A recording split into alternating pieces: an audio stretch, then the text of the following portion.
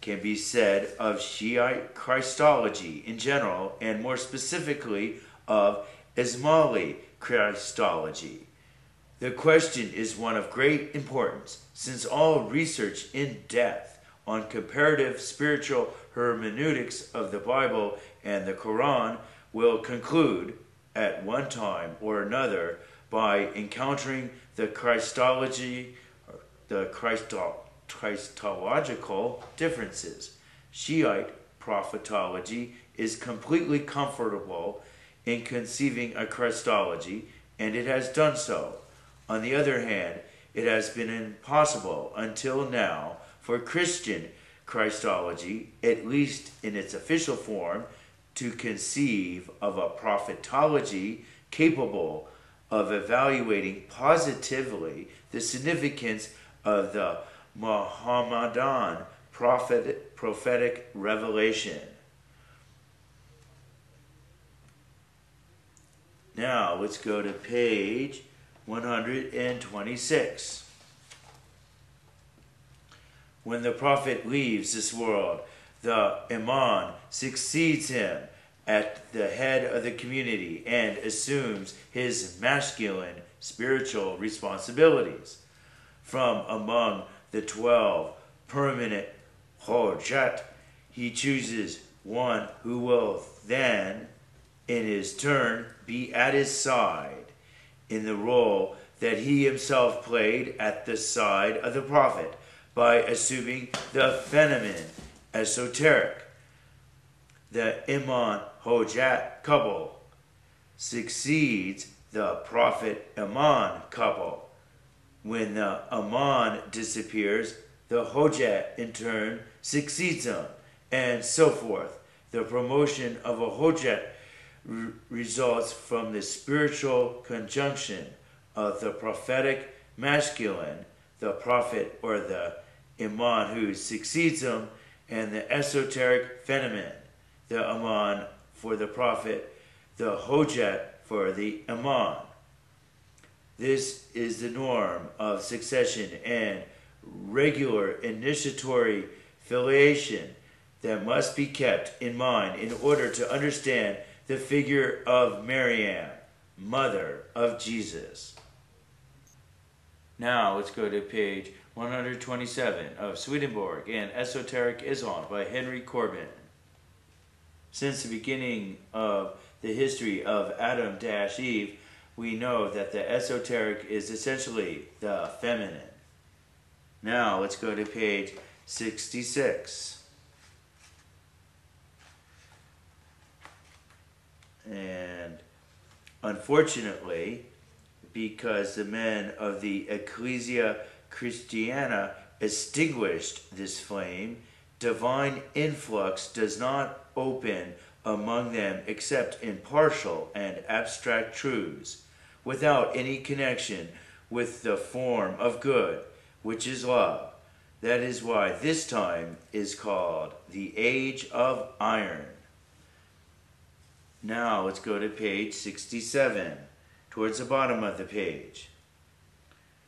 Repeatedly, in his enormous work, Swedenborg reminds us that the ideas of succession of time and localization in an external space relate only to our sensory world.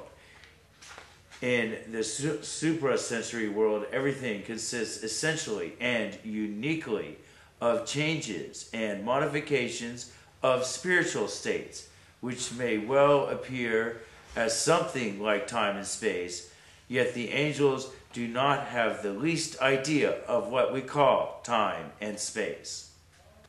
Now let's go to page 71 of Swedenborg and Esoteric Islam by Henry Corbin. The dead man, that is, spiritually dead, does not recognize anything as true and good except that which belongs to the material body and to this world. The ends that influence him concern only the life of this world. Even if a suggestion is made to him regarding knowledge of another world, a suprasensory world, he refuses it. he cannot believe in it.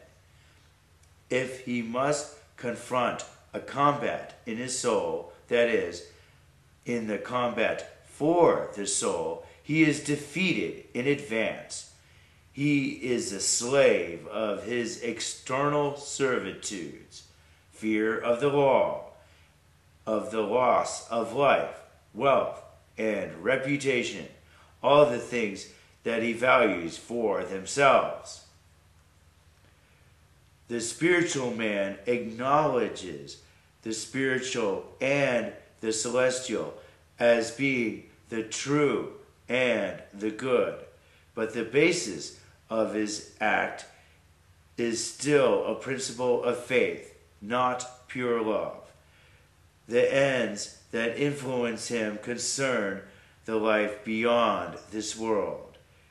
His combat for the soul is a victorious combat. He knows only purely internal bonds, the bonds of conscience. The celestial man has not only knowledge but direct perception of the spiritual and the celestial. He acknowledges no other faith but that which proceeds from love, which is the principle of his action. The ends that influence him concern the Lord and his realm. He has nothing more to combat. He is the victorious one. He is the free being.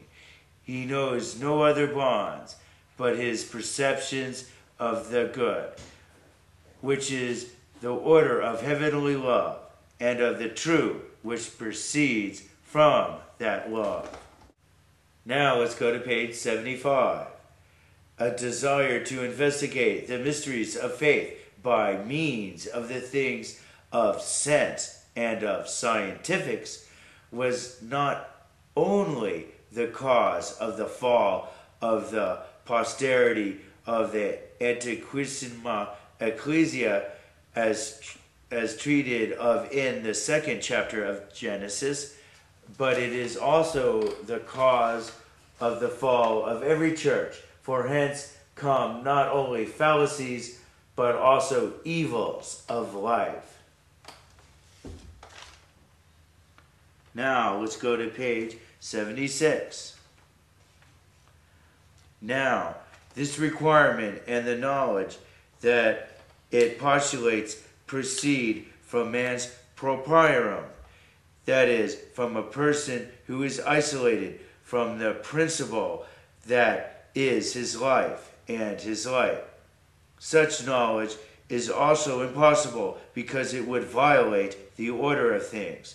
It claims to assimilate rationally the suprasensory to the sensory, to eliminate the former by diminishing things to their sensory appearance or reducing them to their mathematical equivalent, which is the exact opposite of analogical, that is, hermeneutical knowledge.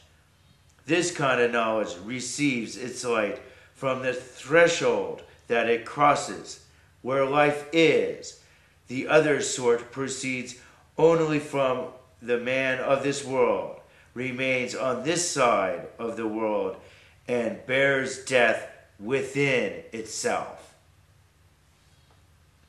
Now let's go to page 77. Only the first, the celestial person, has the actual perception of it. In addition, although he has no desire for it, a proprium, a self, is truly given to him.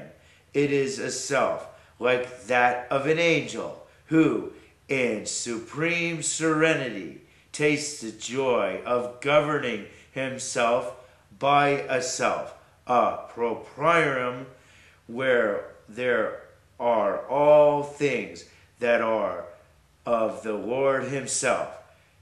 This is the true proprium, the celestial self, whereas that of the material person is the infernal self, hell itself.